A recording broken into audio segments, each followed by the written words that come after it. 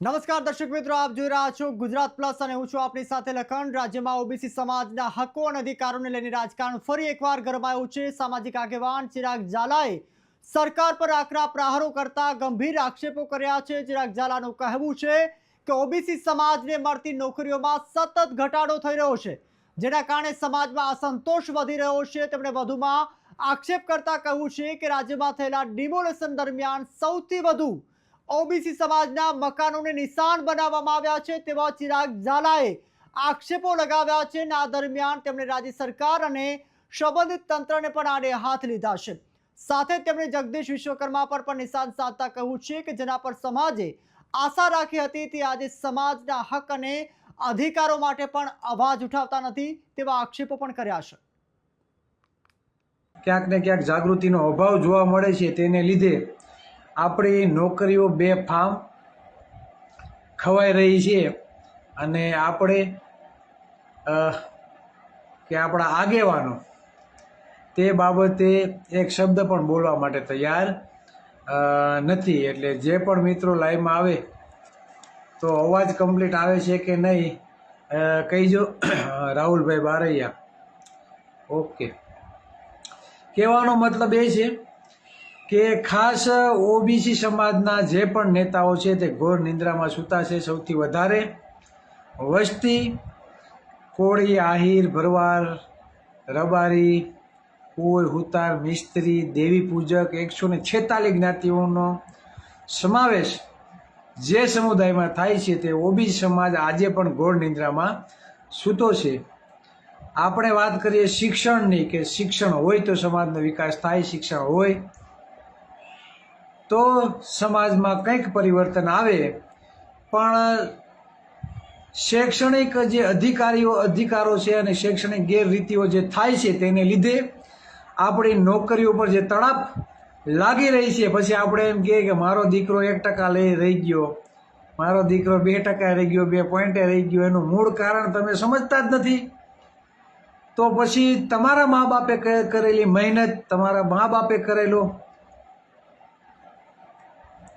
તડકા અને ટાઢમાં કરેલી મહેનત અને પાડેલો પરસેવો વ્યર્થ જવાનો અને જવાનો।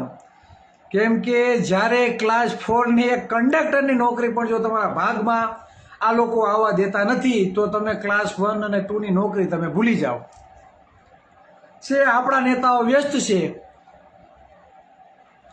સંગઠનના અધિવેશનના કાર્યક્રમમાં અને એક બાજુ આપણા જ સમાજની નોકરી બેફામ ખવાઈ રહી છે, પણ અવાજ ઉઠાવવાનું કોઈ નથી। અને ભાજપમાં જે જાતિવાદી લોકો બેઠા છે, જે નેતાઓને આપણા નેતાઓ સલામ ઠોકે છે, તેને ખબર છે કે આ સમુદાયના નેતાઓ અંદરો અંદર ઝઘડવામાં, એકાબીજાને ટાંટિયા ખેંચવામાં, ઓલા કરતાં હું મોટો થઈ જાઉં કે ઓલા કરતાં હું નીચો રહી જાય, એનું પ્રભુત્વ મારા કરતાં વધી જશે કે મારું પ્રભુત્વ એના પ્રભુત્વ કરતાં નીચું ઘટી જશે, તેના ભાગ દોડમાં જ આ બધા પડ્યા રહે છે। એના સમુદાયની નોકરીઓ આપણે મજા આવે તેમ એક ચોક્કસ સમુદાય માટે ફાળવી દેવું તો પણ આ લોકોમાં એવી તેવડ નથી કે આપણી સામું અવાજ ઉઠાવે કે આપણી સામું બોલી શકે। કેમ કે એને ખબર છે કે એના આગેવાનો અધિવેશનના કાર્યક્રમમાં બધા વ્યસ્ત છે। દિલ્હીની ટિકિટો કપાઈ રહી છે, દિલ્હી રહેવા માટેની વ્યવસ્થાઓ થઈ રહી છે, પણ તમારા ભાગની કંડક્ટરની નોકરી પણ ખવાઈ રહી છે। તેના માટે એક પણ આપણા માની અનામી મહાનુભાવો, સુરીલો હાવજો, બરાબર ને, તમે જે પણ ઉપાયો આપો તેટલી ઓછી છે। તે એક પણ હાવક દીપડા પક્ષ સામે અવાજ ઉઠાવી શકતા નથી। પક્ષ હોય કે વિપક્ષ હોય, વિપક્ષમાં પણ ઓબીસી સમાજના એક પણ ચહેરાઓ હજી મેદાનમાં આવતા નથી અને કોઈ તાણીને કોઈ અવાજ નથી ઉઠાવતું નથી। ભૂપેન્દ્ર પટેલ સામું કોઈ બોલી શકતું નથી, હર્ષ સંઘવી સામું કે શિક્ષણ મંત્રી સામું કે ગૌણ સેવા આયોગ પસંદગી ઉપર કબજો કરીને બેઠેલા હસમુખ પટેલ ઉપર તો કોણ બોલશે? કહેવાનો મતલબ એ છે કે તમારા બાળકોની નોકરી જેમ થાળીમાં પીરસેલું ભોજન હોય ને તમારી પરિવારમાં તમારા કોઈ તમને ખવડાવતું હોય અને મોઢામાં ન પૂગે ને કોઈ આ તમને ખવડાવતું હોય ને આંચકી લેતો હોય કે નહીં, એ જ રીતે આ નોકરીઓ તમારી છીનવવાનું કામ થઈ રહ્યું છે. પણ અવાજ ઉઠાવે કોણ? અવાજ ઉઠાવે કોણ? કેમ કે દરેક વ્યક્તિ પોતાનું ઊંચું કરવામાં વ્યસ્ત છે. આજે એક 13 વર્ષ પછી એક ભરતી આવી જુનિયર ફાર્માસિસ્ટની. ખાલી 266 જગ્યાઓ હતી, બરાબર. તો એમાં ઈડબ્લ્યુએસની 10% લેખે 26 સીટો ભાગમાં આવતી હતી, એની 26 ભરી.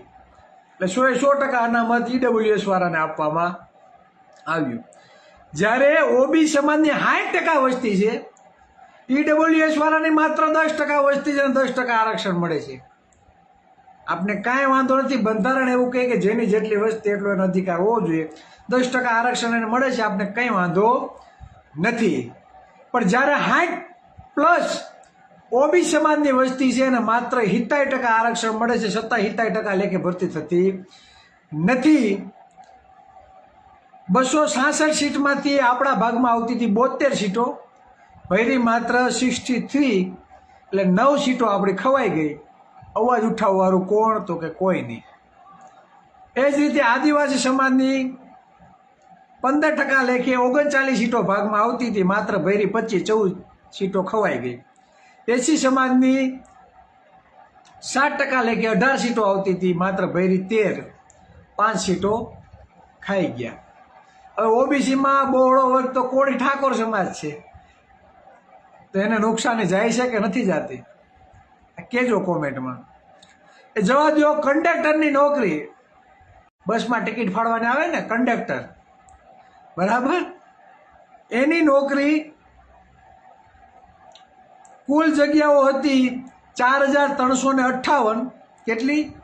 4358 સીટો કુલ સીટો હતી. તેમાં ઓબી સમાજની 27% લેખે આપણા ભાગમાં આવતી હતી 1166 સીટો. કેટલી આવતી હતી? 1166 સીટો આપણા ભાગમાં આવતી હતી. ભરી કેટલી ખબર? માત્ર 843 સીટો ભરી. કેટલી ખાઈ ગયા ખબર? 323 સીટો.